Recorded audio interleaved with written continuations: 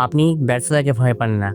আপনি ভয় পান আপনার বন্ধুরা হাসবে, আপনার বাবা-মা হতাশ হবে অথবা ইন্টারনেটে আপনার অচেনা মানুষগুলো আপনাকে লুজার ভাববে। তাই আপনি অপেক্ষা করেন এবং ওভার থিংকিং করেন। আপনি আপনার ভবিষ্যৎকে রক্ষা করছেন না। আপনি রক্ষা করছেন আপনার ইগোকে। আর আপনার ইগো আপনার ভবিষ্যৎকে নষ্ট করে দিচ্ছে। ব্যর্থতা কিছুক্ষণের জন্য কষ্ট দেয়, কিন্তু চেষ্টা না করার যে আফসোস তা সবসময় কষ্ট দেয়। যখন আপনি আপনার ইচ্ছা করা সেই কাজগুলো অন্যকে করতে দেখবেন, তখন এটা আপনাকে জীবন্ত পুড়িয়ে ফেলবে। আর সবচেয়ে বড় সত্যটা কি জানেন?